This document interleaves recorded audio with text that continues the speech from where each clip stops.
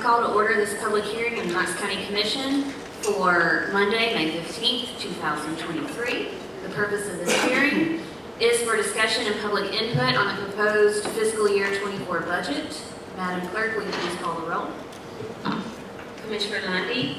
Here. Commissioner Derrick. Here. Commissioner Oster. Here. Commissioner Ward. Here. Commissioner Schoonmaker. Here. Commissioner Hill. Here. Commissioner Lee. Here. Commissioner Beeler. Here. Commissioner Daly. Here. Commissioner Jay. Here. Commissioner Frazier. Present. All members are present. We do have a quorum. Next item on our agenda is public forum. We do have one person signed up to speak.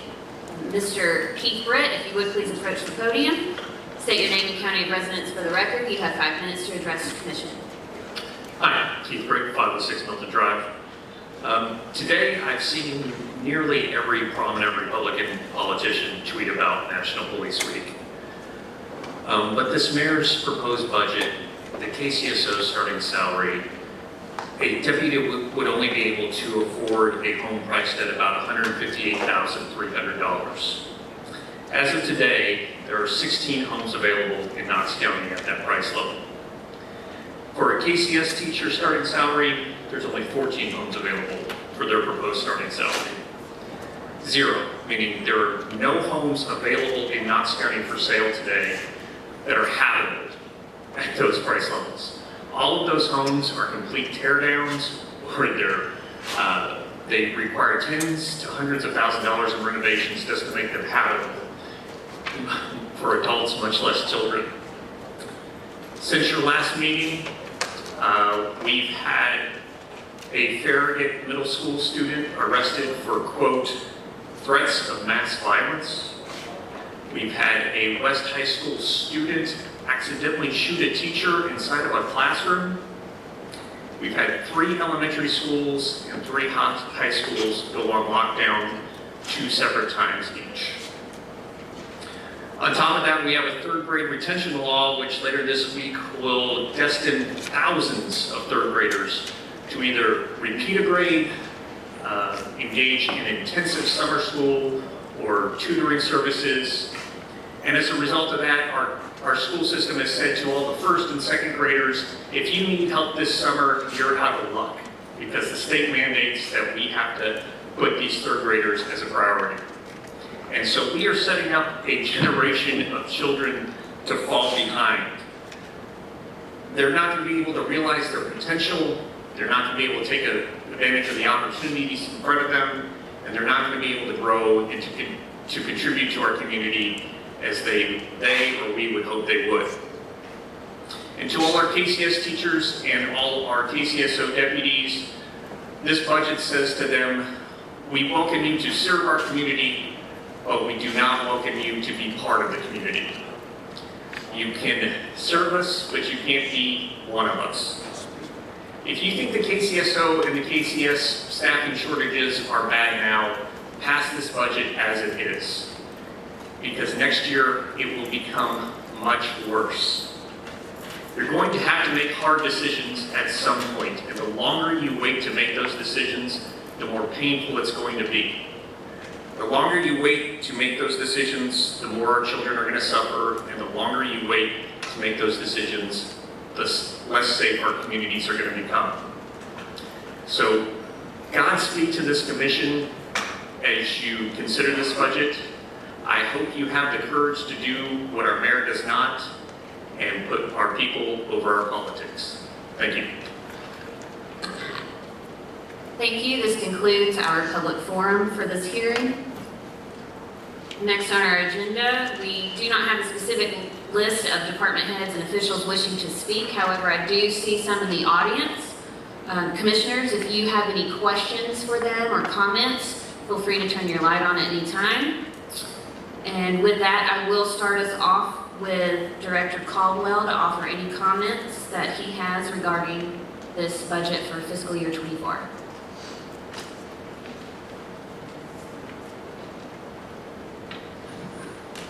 Good afternoon. Good afternoon. I know that we have all met to discuss this document, so I won't bore you with a lot of repetitive stuff. Ultimately, this budget is about a $90.3 million increase over current year FY23.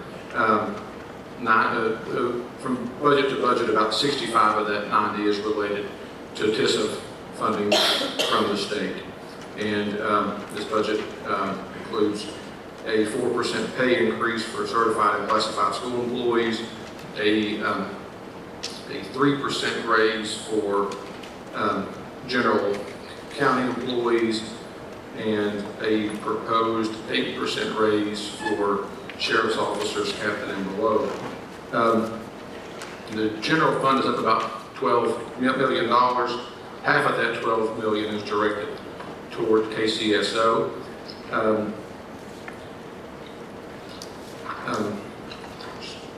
Scroll over through here. Engineering and public works is up about $1.4 million. There's about a 12% increase in paving in this budget. Hotel motel taxes is about $1.5 million. And so this budget, from a standpoint of revenue, does have growth in property tax and sales tax. The sales tax growth is relatively flat from what we anticipate ending this fiscal year with. I emailed with you all a report today about economic forecast, and it's the same dashboard that I've been sharing with you all for a few months now with some additional information. And that dashboard has got increasingly more red and yellow and less green, if you know what that means. And so basically implying that a recession is looming. And it says in there that, you know, there's some conflicting data. But basically, we base this budget off the economic forecast from the Lloyd Center, which basically showed flat growth for Tennessee. So that's basically just a summary.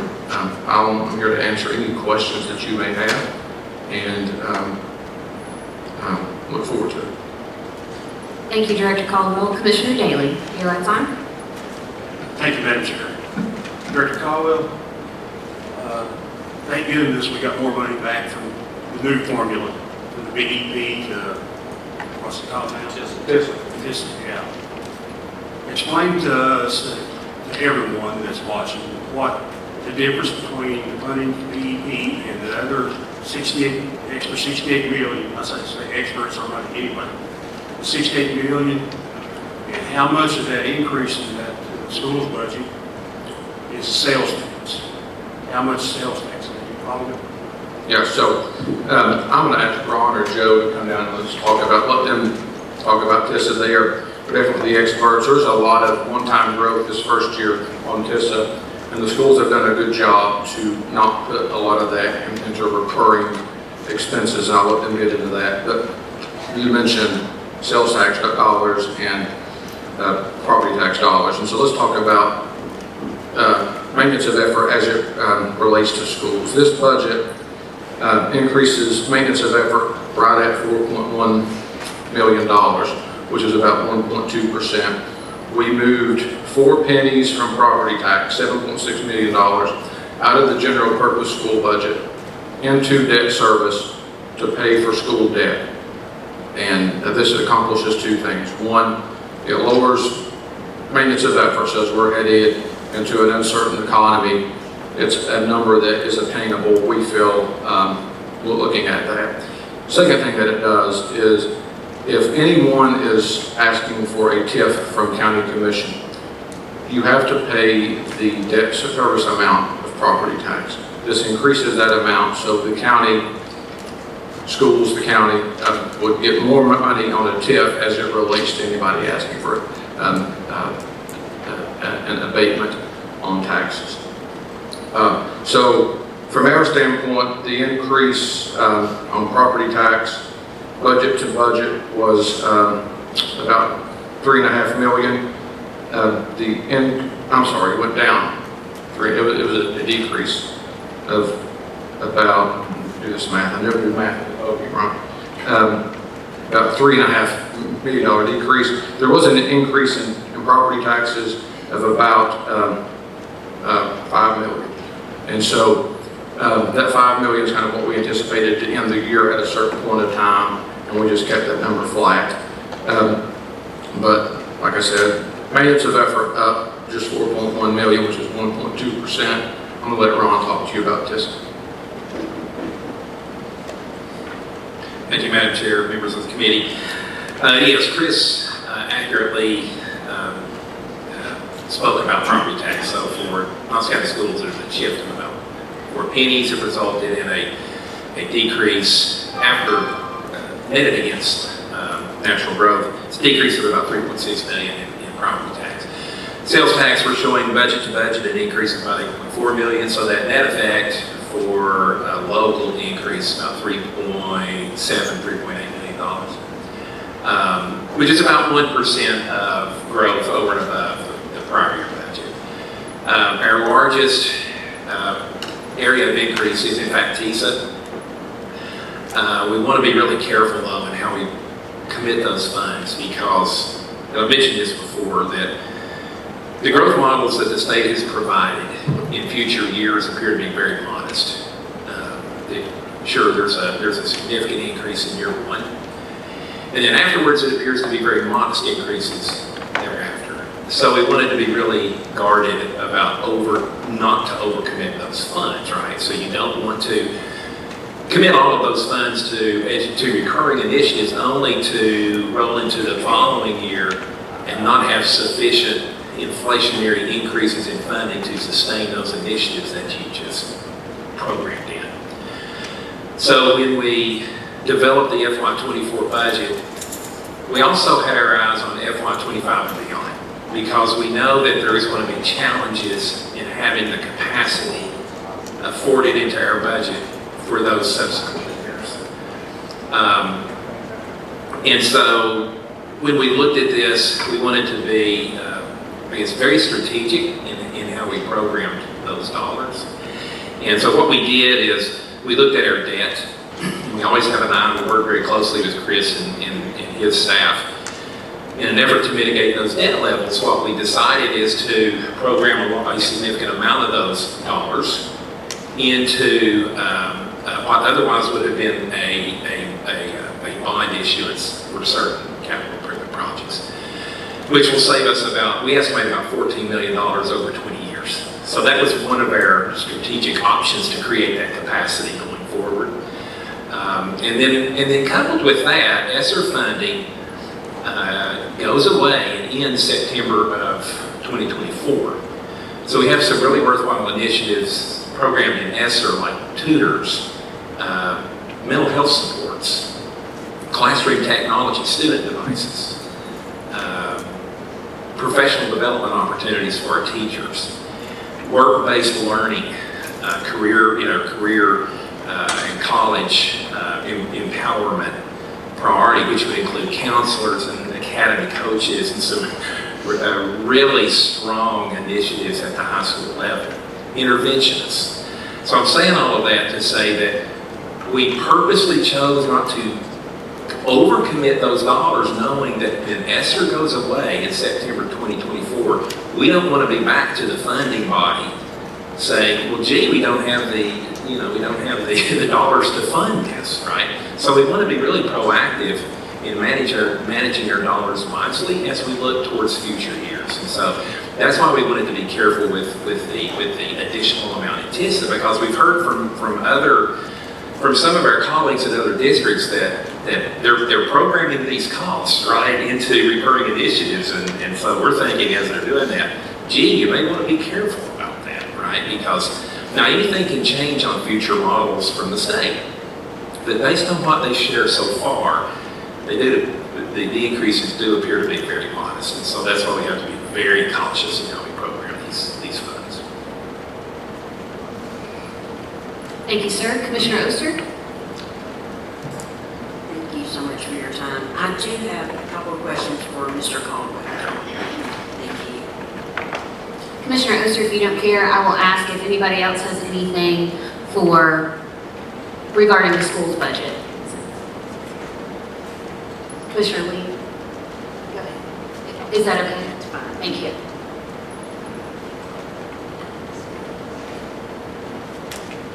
Mr. Caldwell, I'd like to ask, how did the budget account for the decrease in students on the county's budget for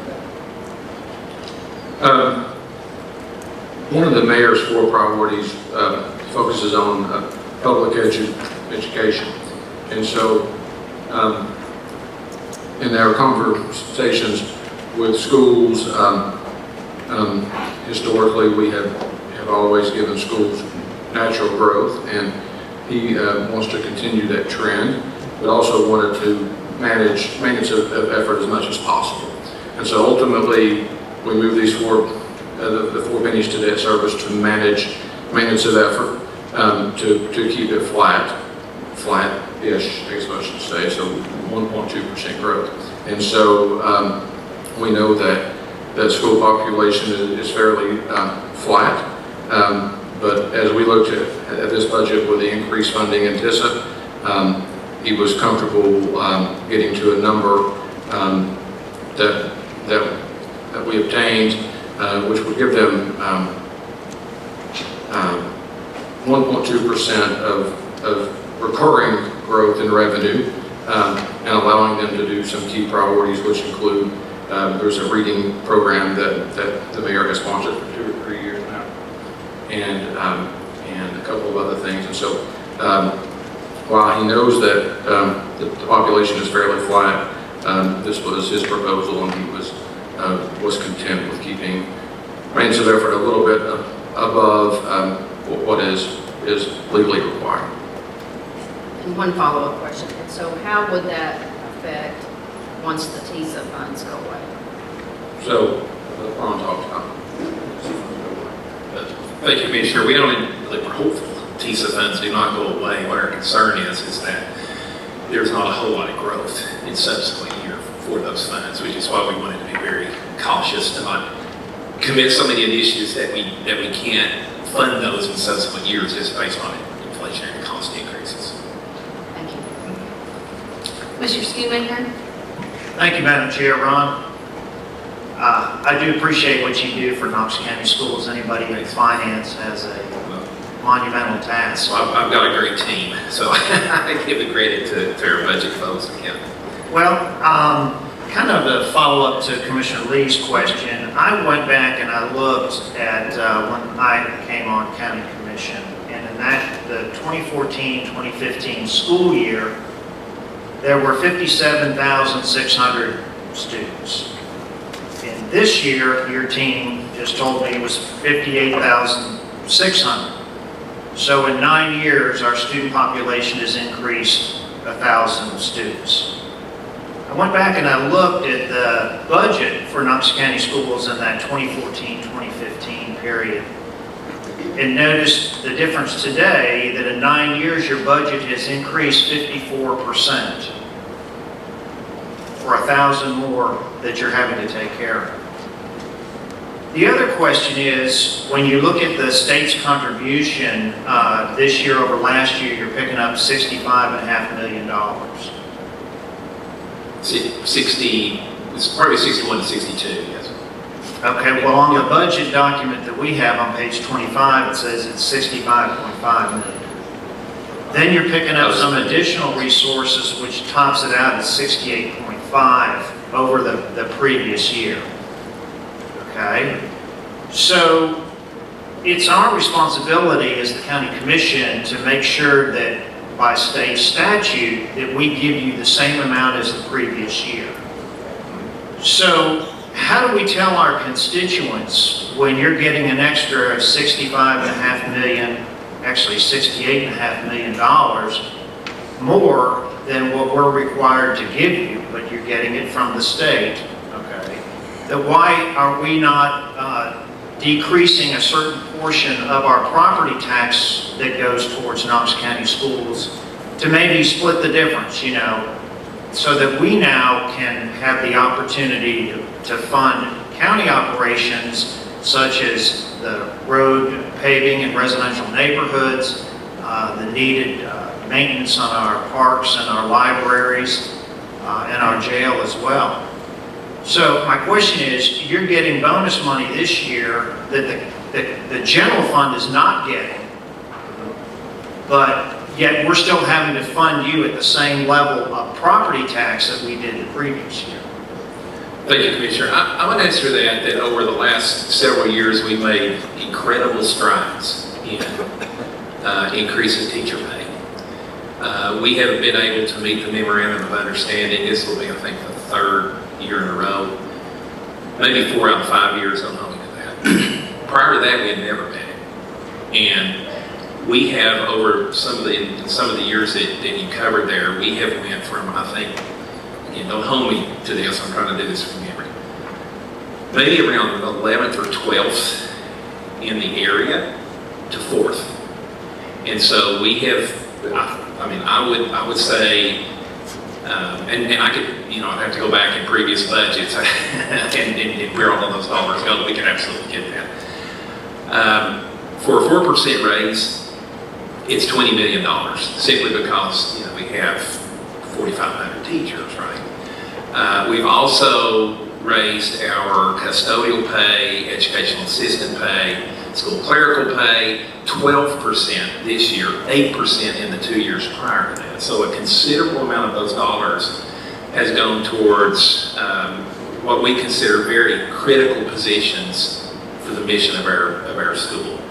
What we were finding is that some of our better teachers, and we still have some of this dynamic going on, some of our better teachers routinely were going to other surrounding districts that pay with considerably more, like Maryville and Oak Ridge and Alcoa and some of those.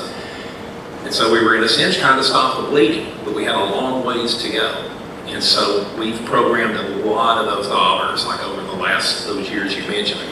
It's a significant amount of investment. And so we've programmed that a lot of, also into these critical positions that, to be quite honest, we're struggling to fill vacancies. And so there's been a purposeful decision to do that as well.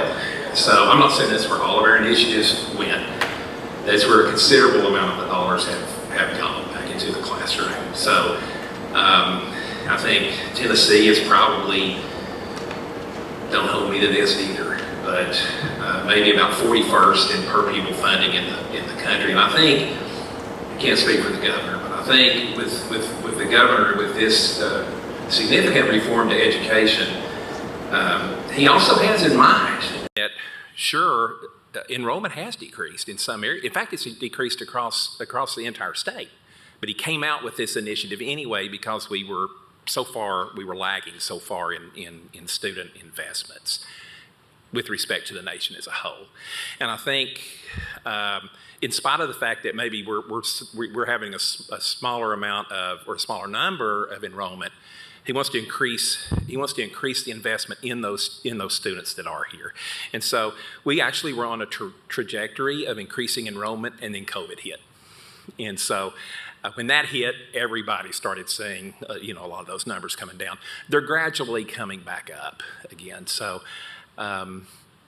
anyway, I don't know if that answered your question, but just I can tell you that's where a lot of our focus has been. Okay. So of the $68 million, you're going to use $20 million for teacher salaries? It's about half of that. So it's going to be 4% increase for teachers, all personnel. It's going to be, 12% would also be for security guards, educational assistants, school clerical, and who am I missing? Custodians. Right, so that's probably about half. As I look at some of our other investments, and I tried to, when I sent this, I sent something to the finance committee as well that kind of, I think, laid out what the investments are. I will tell you that about 24 million of those dollars are going into capital to pay down the debt that we talked about that will save us $14 million over time, because previous to this budget, we have about $18 or $19 million of recurring debt in the general purpose budget. So that's why we wanted to pay part of that down so that we could have the ability to program, to do some educational initiatives that we otherwise wouldn't. And that goes back to the fact that we didn't want to overcommit those TISA dollars. $7 million of the increase would be school-based funding, where we've been giving schools more teaching positions. We had a staffing committee this year. We listened to principals. There's some things that were very important for them, things like behavioral supports and additional academic supports. We plan to program more supports into our Region 5 schools in an effort to close that learning gap. We also had almost $7 million of maintenance increases, largely a result of inflationary costs. And then we had, some on our priority-based initiatives, investments in things in support of our early literacy initiative, our middle school math foundations. We also programmed additional behavior supports and pre-K expansion because, again, those were areas that our principals were very strongly asked for additional help. So we talked with principals. We actually did a budget survey. We met with regional focus groups, which is parents and teachers out in the community. This was, I would say, the most collaborative budget process with respect to the community and even staff that I can remember. So we try to use all of those factors to draft this budget proposal. Okay. Thank you, sir. Yes, sir.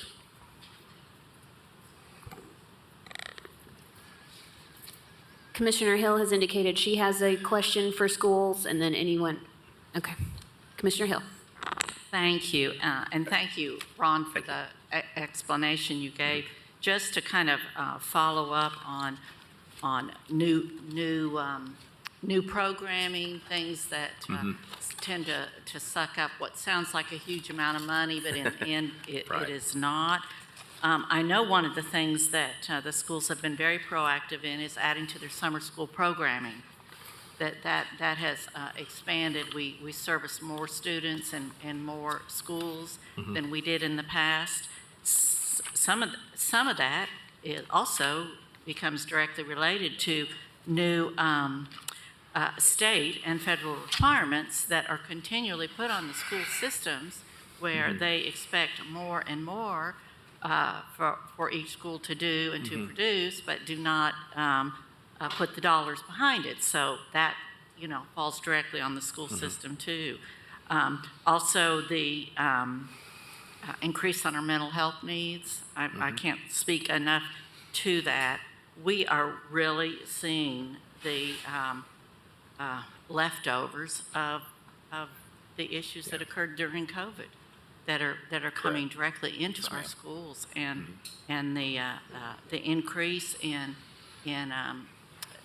behavioral issues and problems, and the need for more consistent mental health services. You can't get in there and just plug a hole and think that it's not going to pop somewhere else. So we really, and I applaud the schools because you have started expanding that.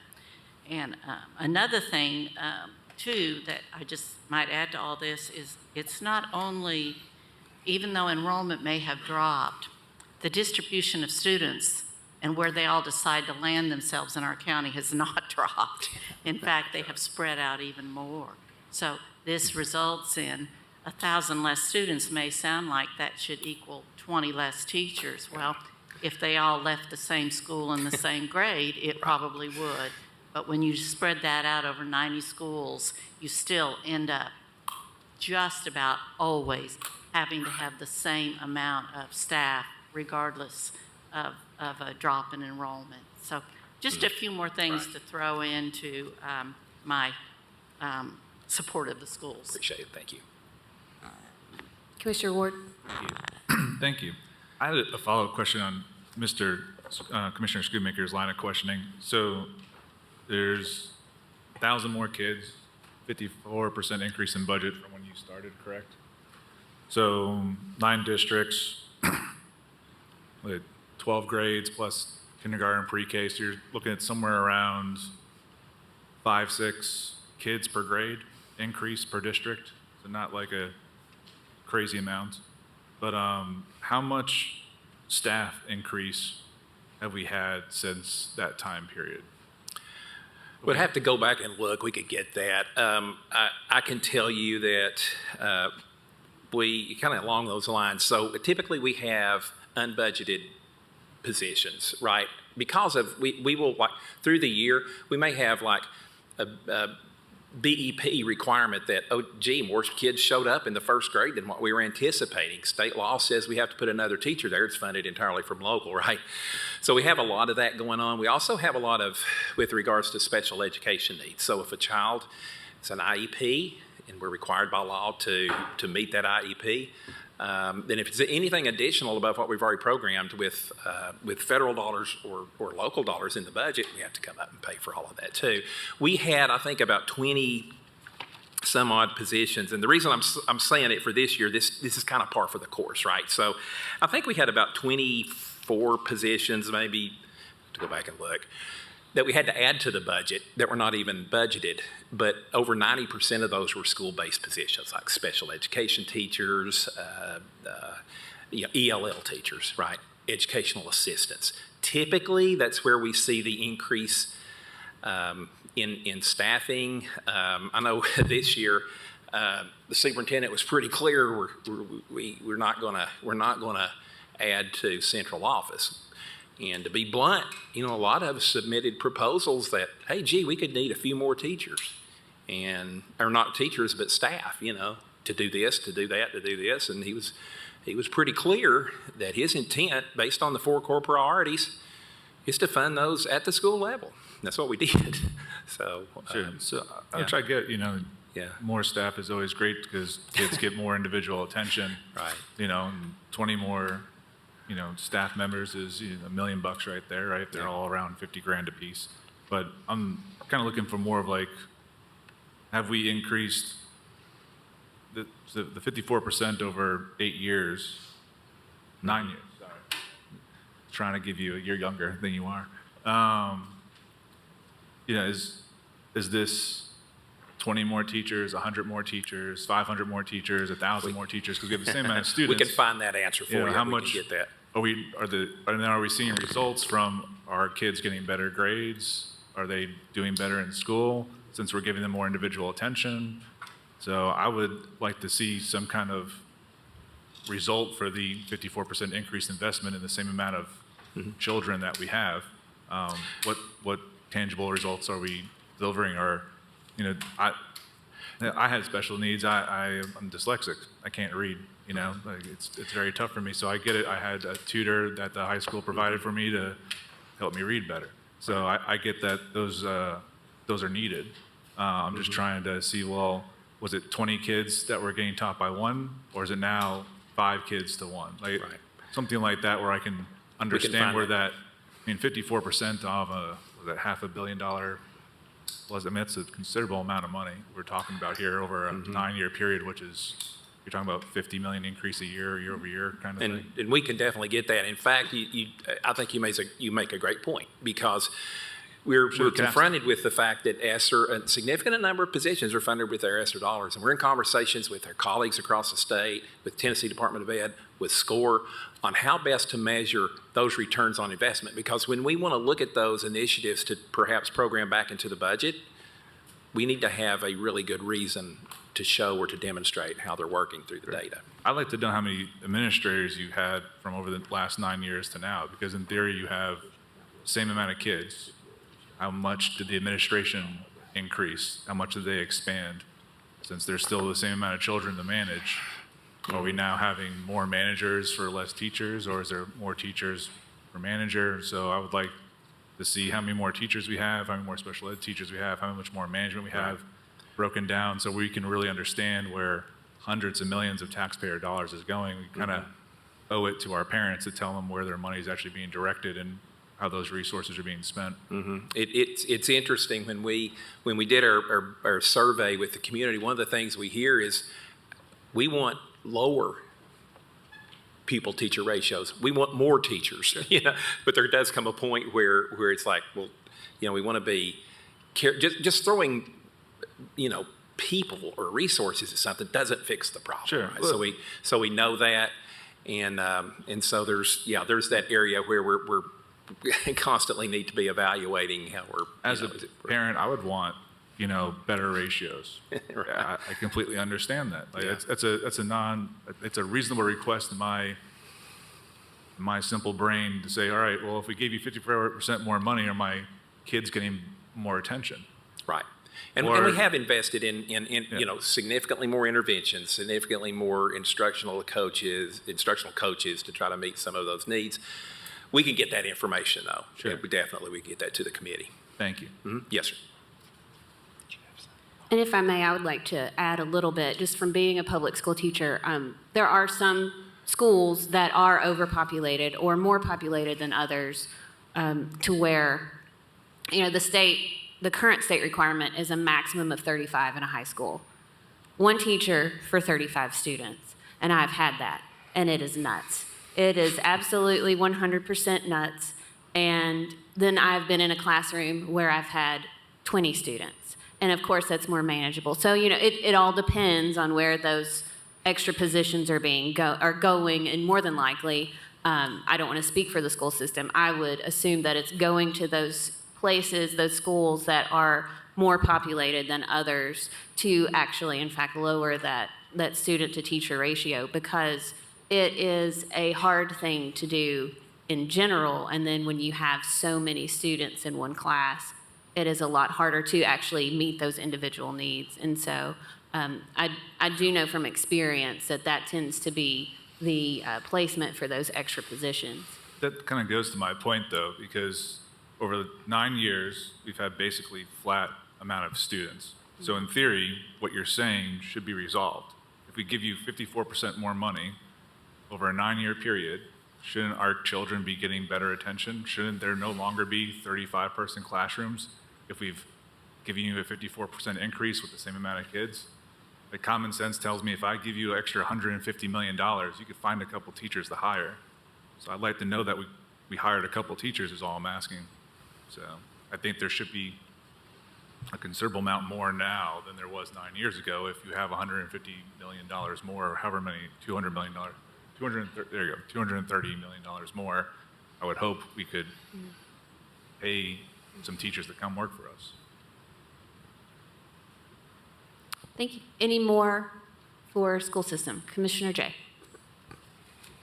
Thank you, Madam Chair.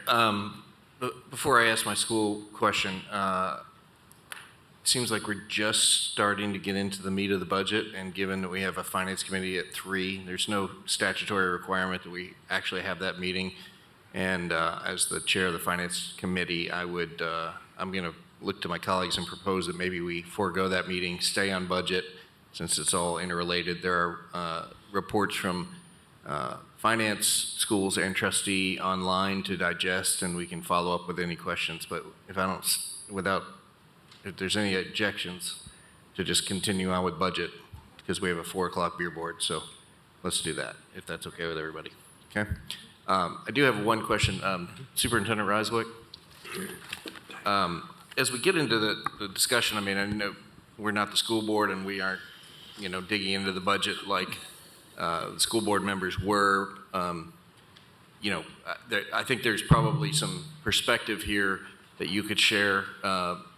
Perhaps we were underfunding things before and now we're funding them at appropriate level. I don't, know, but you obviously have dug in the last year to understand where the school system has come from over the last, 10 to 20 years, which you've been a part of in some way, shape, or form, from an educator all the way to the leader of the school system, and then where you're planning on taking it. Could you shed some light on kind of just the general discussion and maybe what we're trying to do and why that requires additional funding? No, thank you, Commissioner Jay. That's actually why I was moving down. So thanks for bringing me up, because I do think positioning this a little bit differently. The questions you all are asking are great questions, kind of comparing every year over year to itself. But I think it's important to note that a couple things. I'll go back to Commissioner Jay's point, and I think this is what Commissioner Hill was trying to make the point of as well.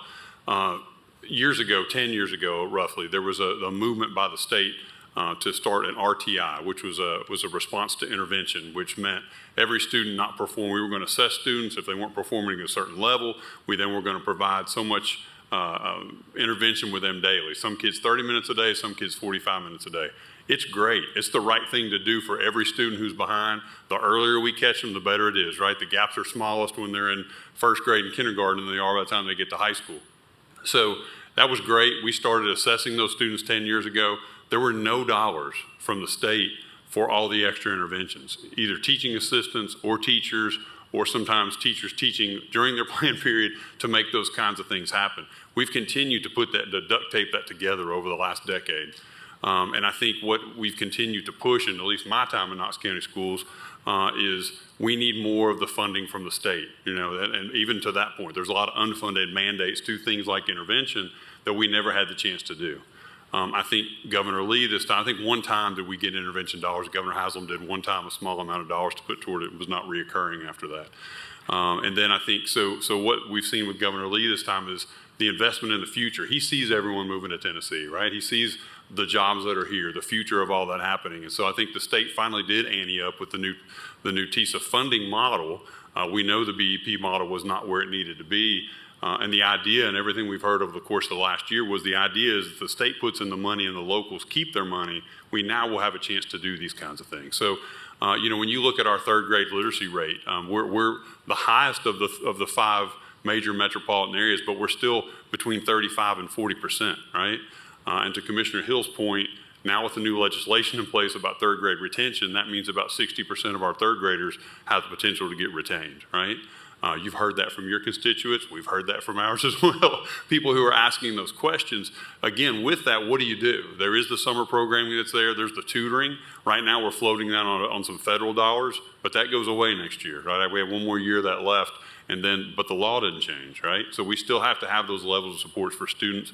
We actually now are looking, you've seen some of that work into pre-K, kindergarten, first and second grade. That's the real uncharted land where we have to make that difference, because third grade is almost too late when you take that first assessment. The feds require third grade to be the testing point, but really we should be looking back into our pre-K, kindergarten, first and second. The ultimate goal, and what I was pushing for the state and the legislators when they passed that, was fund us for 5 years in those areas of intervention in pre-K to second grade. And then if you want to pass a retention law, I'm sure there'll be a lot fewer kids to be retained. So just now are we getting to Commissioner Jay's point, the funding levels that we need to be able to do the work we need to do for students that have kept us stagnant. Our data has been pretty stagnant for about the last 10 years when you look at our grad rates, when you look at our ACT scores, when you look at our third grade reading proficiencies, because our teachers are doing everything they can. Our teaching assistants are doing everything they can. Our custodians doing everything they can.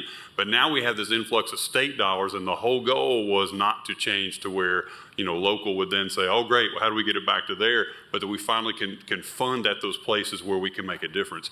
I think that's an investment, one, from the governor in the future of the state. I've seen the same from Mayor Jacobs, that he understands this is a commitment to the future jobs that we see employers coming in saying, we need this educated workforce. And 60% of kids not proficient in third grade is not going to get that done. So that's one case. We've seen those kinds of things continue for us as we move to that. So I'm thankful. I know you all and how supportive you have been to education.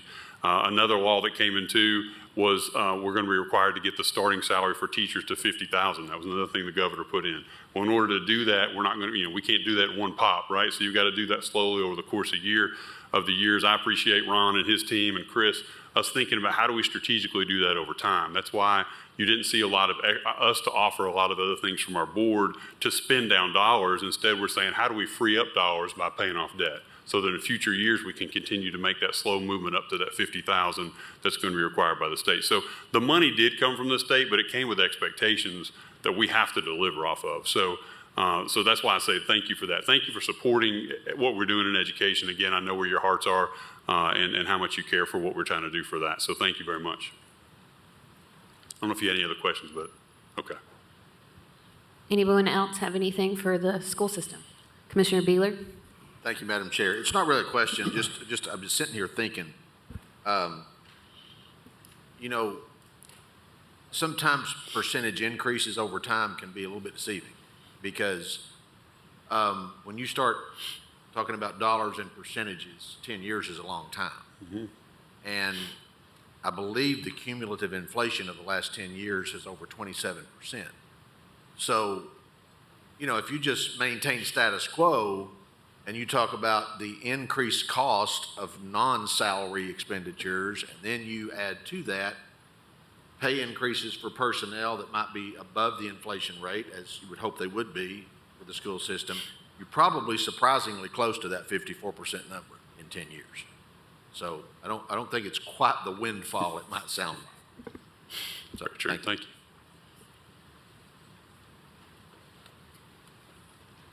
Commissioner Daly? Thank you. I know it's my second time around. Every time I meet my counterparts throughout the state and the state representatives and the senators, I ask them, we got billions of dollars sitting in their state. We got a lottery fund that's got billions of dollars. Why not hire TAs for pre-K, kindergarten, first, second, third grade, and when they get there, they're able to read? But I can't get a straight answer from any of them. They don't look at, if my son could not read by third grade level, and he's only had one teacher per class all the time, that's the problem. Turn loose some of that money, and maybe you have more power to will, and turn loose some of that money, and let's hire more TAs pre-K to the third grade level, and I think it won't solve the problem, but it'll help it. That's just an opinion. I would agree, Commissioner Daly, and I think that's what we're seeing. You know, we saw this years ago on graduation rates, about 10 years ago. Everybody started worrying about graduation rates, and they put all the energy in the senior year. Well, that's not when you make a graduate, right? It goes back to that's a 13-year culmination of the work, and it's the same thing. Third grade's there's nothing magic in a kid's head that clicks in third grade. There's a lot of kids who can read prior to kindergarten and moving on. So it is getting those individualized interventions to that level so that it does pay off in the end. And so putting resource there matters, and yeah, we'll take anything the state will give us. That always helps. So thank you. Commissioner Oster? Well, Commissioner Daly took my comment about TAs. You and I actually discussed it in the training that I had when I came on as commissioner, and I'm going to show my age, but my oldest is 31, and throughout the boys going through school, they all had TAs in the classroom. Some of them got lucky enough to have two. And so when you're talking about kids that can't read on the level, they're struggling with math, whatever the issue is, when you actually have a TA, and that teacher now, like Commissioner Durrett said, if a teacher is trying to teach to the top, the bottom, and everywhere in between at 35, or even at 20, if you have another person in that classroom, that's where it matters. That's where the rubber hits the road. And so as much as I appreciate the school system's initiatives of academies and this kind of stuff, I think we're getting away from the actual importance of having more people in the classroom for these kids. And I know that I've heard from some parents that, I lived at the school more than I was at home. And I don't think the parents are utilized near as much as they used to be for whatever reason that is now. So the environment has changed totally from when mine were there. But mine also graduated on time, and they were reading on schedule, and they graduated college, and that had something to do with obviously parental support, but it had to do with teachers and the TAs in there being able to help them on that small level. So I would hope to see if we're going to hire some more people, and I understand support staff, but TAs, that's where it's at, and we're not paying these people a ton of money, which is another issue. But I just think that we need to really gear that back up and get those classrooms full again with some help for the teachers. Thank you, Commissioner. I just want to say this too. I know Mr. McPherson said that that was a commitment of ours in this budget, not to add, but to add to the classroom. And so, like the academy structures that we've gone to in the 8 high schools that have done that, there have been we didn't change our staffing formula for that. So we did it on the existing staffing formula that we had last year. There are 2 positions at those high schools that are federally funded that we've put into those. So that wasn't an extra spend into those schools to do that. Our teaching assistants, and even I would put tutors in that same boat, and now that's a requirement by the state as one of the ways for students not to be retained. Well, that ratio has to be 1 to 3, which is great, right? But 1 to 3 is a lot of tutors that we have to have, and so they'll make kind of an hourly or could be potentially close to where a teaching assistant is. But we understand that too, and that's why in this budget that our board approved, they recognize that as well and put the some additional raise dollars to try to fill some of the gaps that we have in not having those in classrooms. We have vacant positions for teaching assistants, so we know how important they are, and every school who has those knows how important that is. So for us to continue to have a competitive wage for them as well is important. Thank you so much. I guess I will now go into my questions for Mr. Caldwell. Thank you. Chris, I've got a few for you. The first one is, why did we move money in wheel tax to engineering and PW fund? Yeah, so, can you hear me? I go ahead. Yes. You can. Good. So we'll talk about that a little bit. We moved, is it 900,000? 900,000 from schools to engineering and public works. Basically, if you ever read the ordinance that passed on wheel tax, it's very broad on what it can be used for. And so Commissioner Schoonmaker came to schools and thought it would be a good idea if some of this went towards engineering and public works. They agreed, and so we moved half of their funding of that toward engineering and public works, kept half at general purpose school fund, but tied it to the mayor's reading program and the Elevate program, and so that's what that is still there for. And so that's tied to that, and then the other is tied to engineering, which helped to increase their budget. Okay, thank you. With the Personnel Committee, since we've now taken over over on the Government Law Library, what's included in the Government Law Library budget, and does it take into account what the Personnel Committee's changes have been? Sure. So as we, that's a really good question. So as we looked at the budget for Government Law Library, it was 2 months ago, 3 months ago. So it still includes the funding of a position. And so we know it's currently, it's vacant, so that can go away. So as the Personnel Committee decides how to handle Governmental Law Library, we can amend that budget to bring that budget down on the revenue and expense side. Okay. You were talking about the 8% raise for KCSO. That was captain and below. And does that budget include the 8% raise even though the sheriff declined to delete the vacant positions, the 58 positions? Okay, so yes. So what's in? So the mayor nor county commission by TCA code can take away positions from the sheriff's office, and so the sheriff did turn in a budget request asking for a 30% raise for captain and below, 10% raise for chiefs, and then 5% raise for civilians. But in doing so, he also volunteered to delete 58 vacant positions. And so those positions are still in this budget and funded at the level that they would have been. The mayor's thought to the sheriff and proposal to the sheriff was, as you propose, we can delete those 58 positions. So, but we budgeted as if they were still in there. In those 58 positions, did he put in which positions that he was willing to get rid of? I don't have the detail. I'm looking at Allison, and so I think it was 50 corrections and 8 patrol. That came from Bodie. That's where the mind is. All right. Does the sheriff have a maintenance of effort calculation like education? Yes. So there, if I had my CTAS book, I would tell you, there are 3 or 4 maintenance of effort calculations that we do every year. One is schools, one is sheriff's office, one is EPW. There may be a 4th. There's at least 3, and they're all kind of different. the schools, as we've talked about, is based off recurring revenue.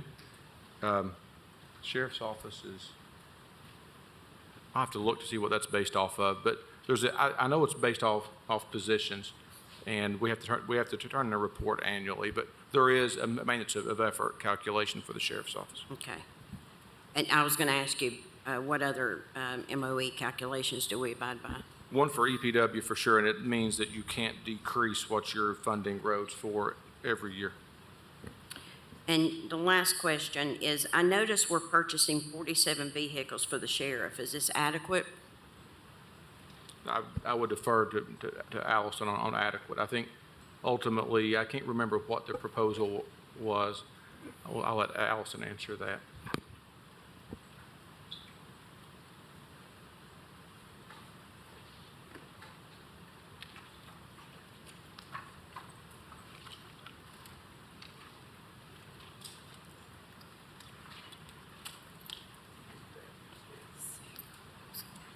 Thought it was 60,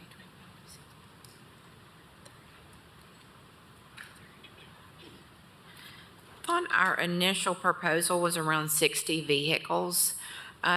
Chris did allow, I believe it's 47 out of the capital budget. And what we do is if we have surplus funds at the end of the year, then we come to commission and ask to use those surplus funds to buy the difference of the vehicles that we were not budgeted. But the 47 vehicles could be used in excess funds in the sheriff's budget of the $101 million we're giving him? The surplus funds, like, we use the surplus funds usually from vacancies. And so in August or September, we'd come to commission and ask to designate those funds to buy capital needs that were not budgeted in like FY24. Okay. Okay, perfect. Thank you. Thank you, Chris. Mm-hmm. Allison, do you care to state your name and department that you're in? Allison Rogers, Finance Director for the Knox County Sheriff's Office. Thank you. Uh-huh. Commissioner Frazier? Thank you, Madam Chair. Director Caldwell, I have some questions for you. I'm the newbie. This is the first budget cycle, so ask my colleagues for some patience with some of my questions. On page 15, what is the Trustees Commission? Page 15, Trustees Commission. So by TCA code, the trustee can charge a fee for collections of revenue. And so we have to budget for a Trustees Commission in each fund. And so you will see that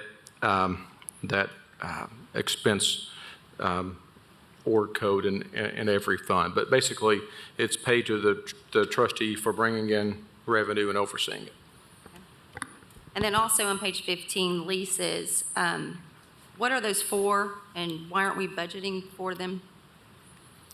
Leases, I would refer to as Perry Benshoff's nightmare, if you want to know. It's an accounting standard that has to be done. That was GASB 87, if you want to look it up before you go to bed at night to help you fall asleep. But we have to account for those leases. We don't have to budget for them. It's actually just appears on our financial statements and in our ACFR and in Perry's Dreams. Sorry. On page 15 also, the Behavioral Health Urgent Care Center, does the city contribute to that or Knox County Sheriff's Office? Yes, so Behavioral Health Urgent Care Center, the funding is broken down to 2/3 county, 1/3 city. And so all of our funding that we pay for is in that work code. And then moving on to page 17, what is non-departmental on page 17? Yeah, non-departmental are things that would come up through the year that aren't necessarily assigned to a department. What else goes into this org code? And you'll notice that it's negative where everything else is positive. We put our negative allocation in there. So not only ours, but the sheriff's departments are in there as well, as to where we know that we're not going to spend all of our salary and benefit budget throughout the year. So we have to hit that number every year. And so we put that in there. And then I also noticed a significant increase in the PBA management budget. Can you tell me a little bit why? Sure. So you will see that increase from 7.4 to 9.4 million. I should clarify first, this is just not for PBA management. This is a number where we normally used to charge departments for their building operation costs, whether it's utilities, water, maintenance, or building maintenance as well, and it gets transferred over to our internal service fund, which is building operations. Ultimately, the last 3 or 4 years, we have not increased this line item to, as we have saw increases in the expense. Instead, we have focused on increases for our employees. And so this is an attempt to get that back to where it needs to be, because last year, to end the year, we had to do a $3 million transfer to help make that fund whole. I also see there's some increases in county IT. Can you tell us a little bit about that? Yes. So there are two numbers in county IT. One is just their operations, which is 7910, and that increased from about 6.5 to 7 million. A lot of that would be the 3% raise for county employees. They're like most departments are 70 to 80% of their budget is related to people, and so that's where a lot of that comes from. And you'll see also in county IT software and hardware, in 2 lines below, that increased by about 500,000. That's just related to contracts that other departments have with county IT for software and potential hardware. And then does the engineering and public works budget, does it include state aid money? No, state aid is separate, and state aid has put a smile on Jim's face this year. So state aid this year was about 8.1 million total, and so we put that in Fund 171, and is that right, Bodie? It's in 171, and we budget it separately. So the only thing that's in engineering and public works from that standpoint is the amount for paving, which is not state aid. Okay. And then can you explain just a little bit the $6.5 million decrease in the debt service revenue? Sure. The best way to explain it, I feel like a teacher, if you've got your book, turn to page 24, is down as under the debt service fund, you will see a payment from general purpose school fund, and you'll see that number, that proposed number in 24 is $9,071,724.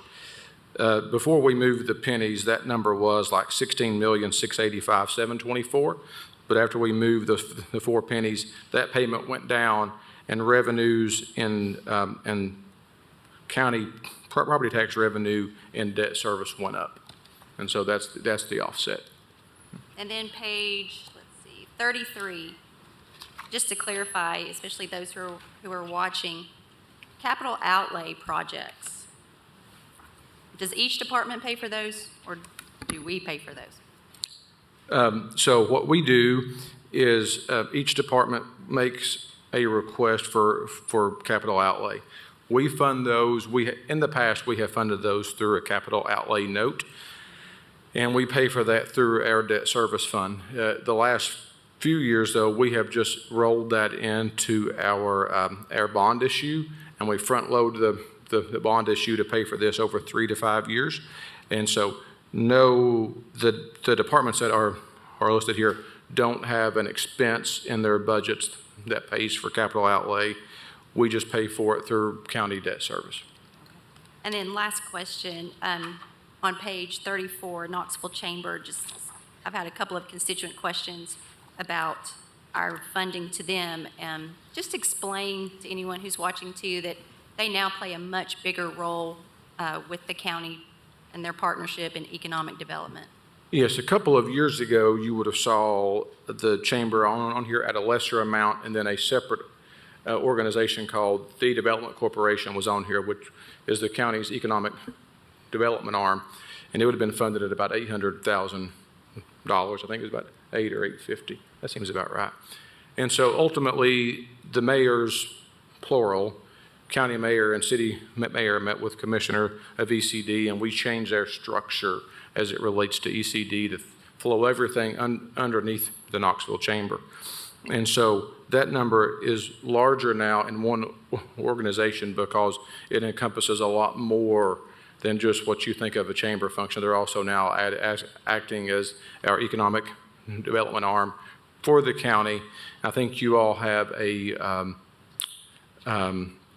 educational series coming up with them, so I would encourage you to talk to them about what all they do, and they do a really good job. We just recently went on a exploratory trip to Raleigh, North Carolina to see things that we can improve on, and it was good and an educational trip, and I think they're helping to turn this ship and get us in the right direction from an ECD standpoint. Thank you, Director Caldwell, and thanks to your team. You all have done a great job, and you've spent a lot of time with us and going over the budget in detail, and I really appreciate that. As Ron says, I'm blessed with a great team just like him, and so they make me look good. Thank you, Commissioner Ward. Mr. Caldwell,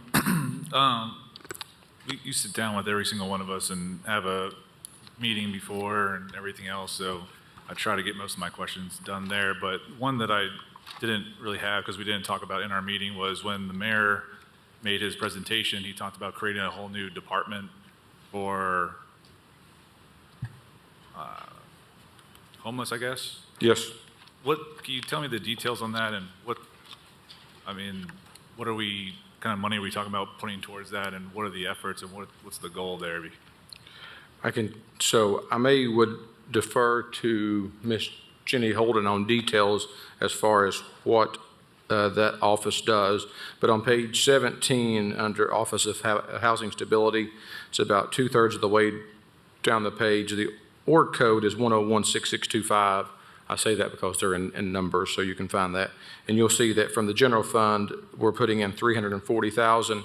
I think there's some grant funding going into that she can talk about. And if you would like, I'll let her speak about that program.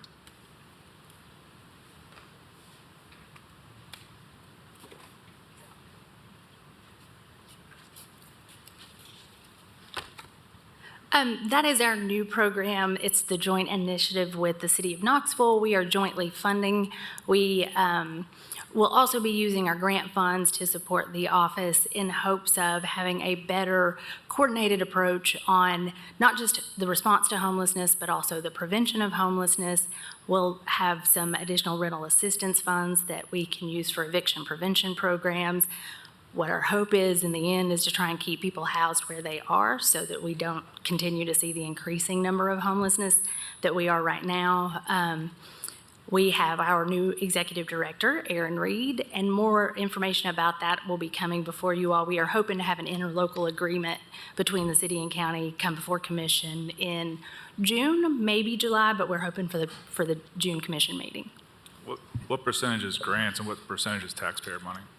So at this point, we haven't actually made any decisions on which grant funds will flow into that office. Right now, the only budget that is set is what we have in the city and county budgets this year. So a couple of questions I had from constituents was, are we doing a similar program to the city who's building and housing homeless, or is that a misnomer? I'm sorry, ask me that one more time, Commissioner, I'm sorry. So the city you just built, I think it was 45 housing unit building for homeless people. Are we doing the same thing with this money and this program, or is this different? This is different. So this is more on the service side. The city will continue to do those projects that are construction-based. This is more on the service side and in hopes of coordinating. We have a lot of nonprofits that are doing great work in this space, but what you have sometimes are the same nonprofits doing the same work, and then you have one person that has 3 case managers. What we are hoping to do with this office is have a coordinated approach so that there's a single entity that's working with all the nonprofit agencies to try and do to increase our effectiveness in that area. Okay, so a budget will come before a commission to approve what money is being allocated where and so on and so forth, and how it's being managed. Anytime that even when we would use grant funds to support the office, that would come before commission as well. Okay, thank you. Thank you, Commissioner Schoonmaker. Thank you, Madam Chair. Mr. Caldwell. First, I did want to kind of say I do appreciate what Jennifer Bodie does. I'm sure she's had a lot of sleepless nights these last few months, and hopefully maybe this summer you can get rested up. But we do appreciate what you do to put this budget together. On page 25, Engineering and Public Works Fund, is there a designation amongst that that references the mineral severance tax? You're on page 24, correct? I'm sorry. Yeah, I'm sorry, 24. The amount that we budgeted for minerals severance tax, we only budgeted $200,000 because that was based on what we had thus far. We did get a larger payment in this month. I think it was this month. And so that's one number that we may come back to you all and amend throughout the year once we get some more historical data. But this budget includes $200,000 for mineral severance tax. Okay. And over the years, you've tried to make this document very easy for governmental employees to read, as well as citizens who happen to go online under the finance department and look at this. But I get questions every once in a while, and page 28 on the budgeted position count, the general public, when they go through there, it looks like we have no employees in the retirement office, no employees in ADA office, no employees of the probation office, no employees of the Department of Community Development, Community Services, Community Outreach. In the Sheriff's Department, it looks like we have no detectives, no forensics, no narcotics, no internal affairs, no anybody that works in the detention facilities. If the directors of these different departments are not going to give you this data to put in this document, why are we continuing to put 0 employees? And this goes back now, I mean, I even went back 3 years, and so let's take a few of those one at a time, if that's okay. Okay. Like retirement office is in here because there's an org code in here, and we just continue to put it in there. Technically, the retirement office is separate from Knox County, so that's why there's no employees. okay. ADA. ADA, we do it separate in its own fund now, but that's an old org code. We could clean some of these up. So, and the same thing with community services and community outreach. Those are now in the mayor's office. Well, and you've got Office of Neighborhoods, which was abolished prior to 2015. Yeah, so this is something that we could clean up. Going to the sheriff's office. What about the one above it, probation? Probation, is it somewhere else? Says no employees in probation office. No. It got moved under the court administrator, Okay. which is Richard Major. And actually on the page 29, there shows no employees for animal control or building codes or code enforcement. So the reason, anything that's dealing with the sheriff's office, and Allison can speak to this, they budget every position in patrol. And so they don't break it out between org codes. And so. Do we still need the work codes to appear on this document? Because obviously you see what I'm getting at. If it shows that these are county positions, but we don't have anybody in those slots, it looks a little odd for the general public when you say you have no internal affairs or nobody in the juvenile division or nobody for DUI litter pickup. Sure. What we can do is we can check with GFOA. Ultimately, what that is doing is it's reconciling this back to the expenditure one, which starts the book, and it keeps it the same, so you can see what's there. Okay. If GFOA does not have any issues with us taking those out, then we can easily take them out. And then on 29, it says there's no code enforcement or building codes. Those are in 131 now, so we moved those to Jim.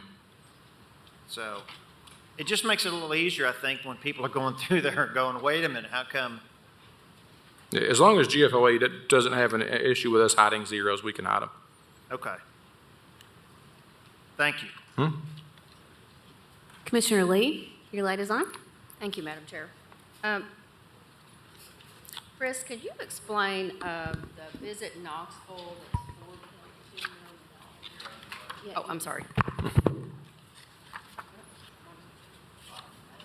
Yeah. If you lean on it, it'll mute you. Okay. Chris, can you explain the $4.2 million for Visit Knoxville? Yes, let me get to that page.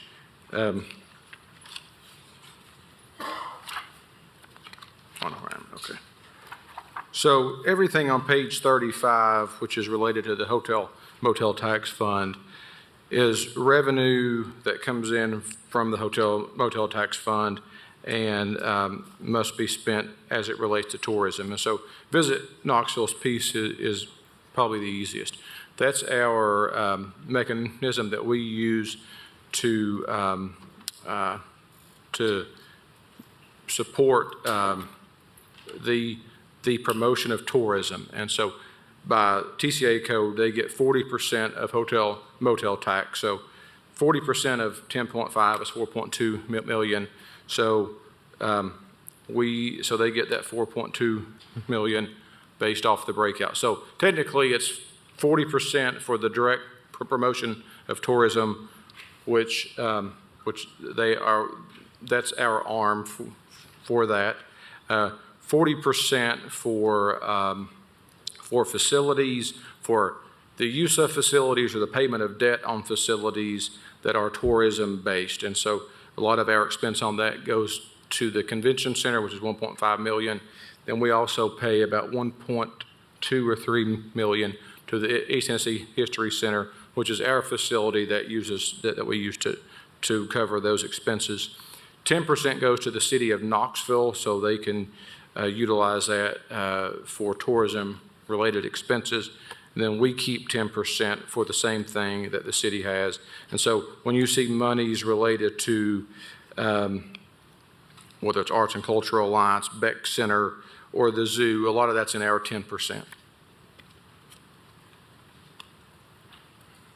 Thank you. Madam Chair, may I have permission to call the Attorney General? Sure. Okay. I could call Sharm Allen.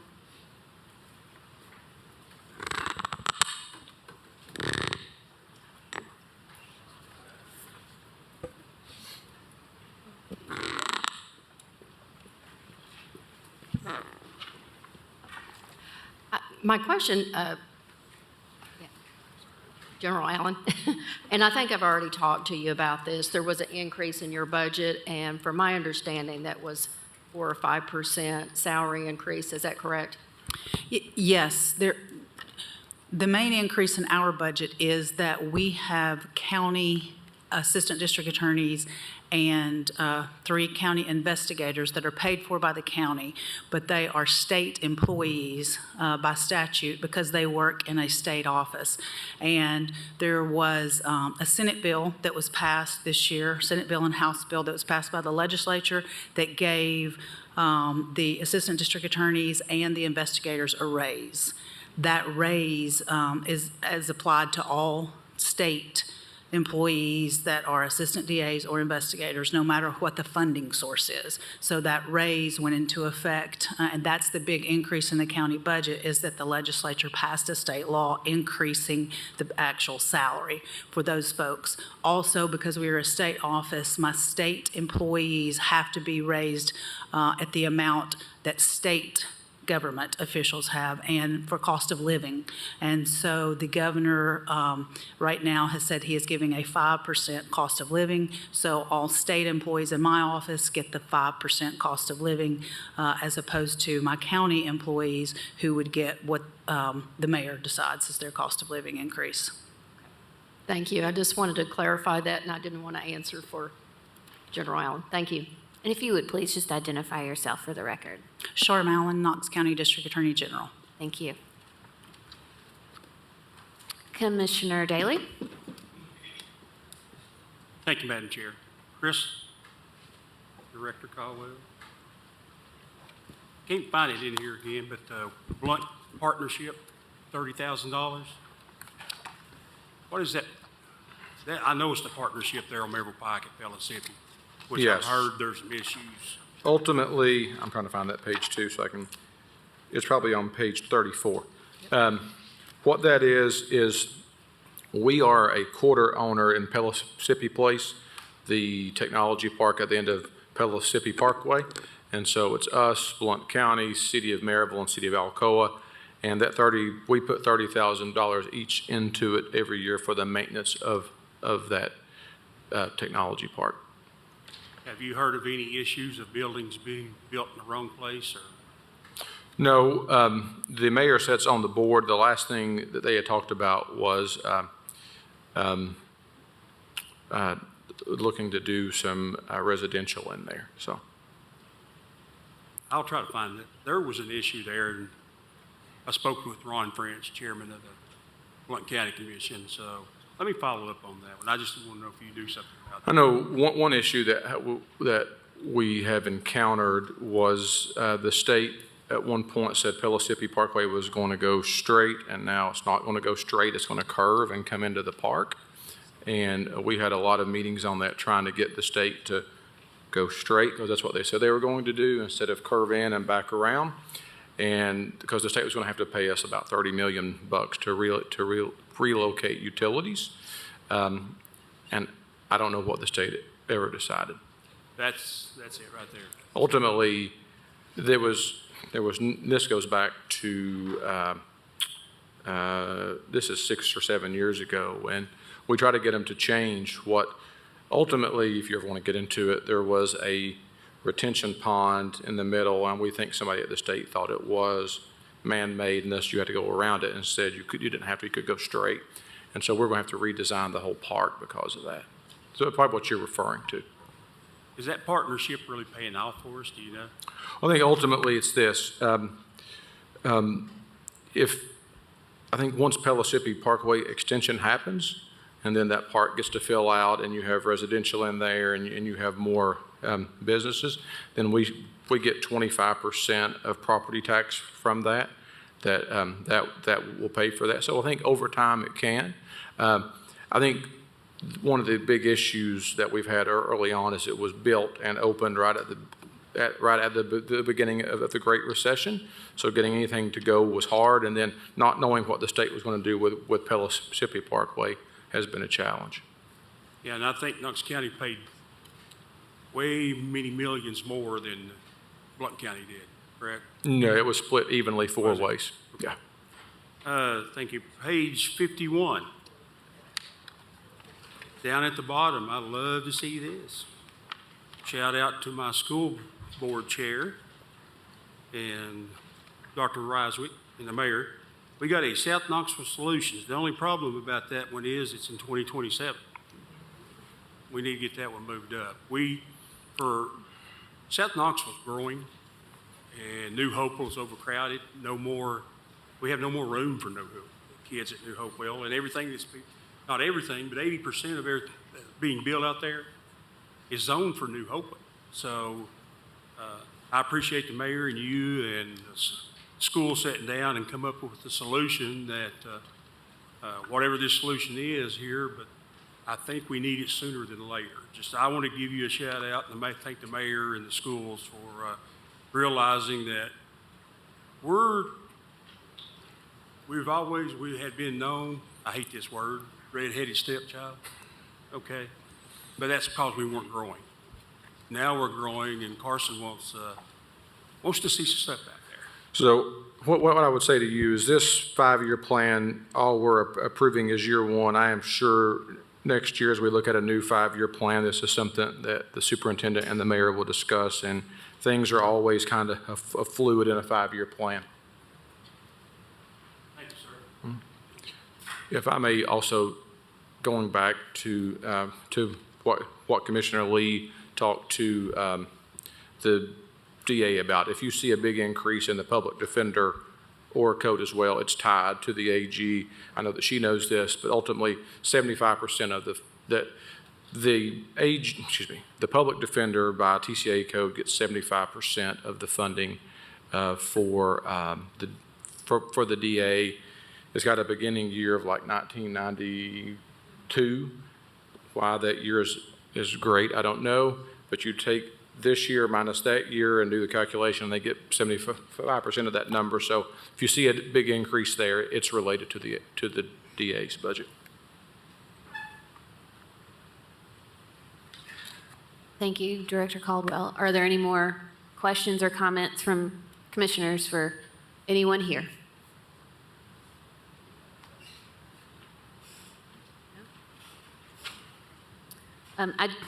Commissioner Jay?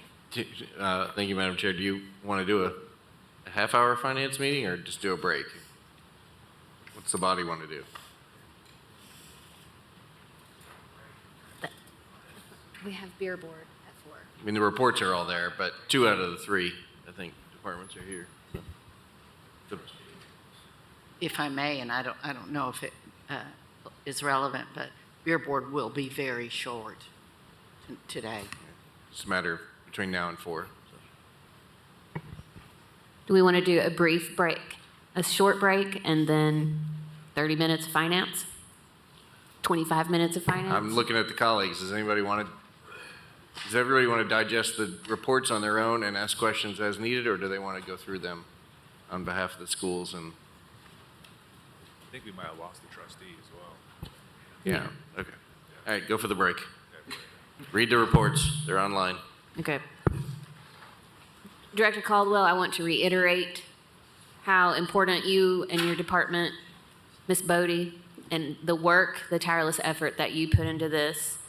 We can't thank you enough. This is so well put together every year, and it makes it a lot easier on us. So we appreciate you. Thank you.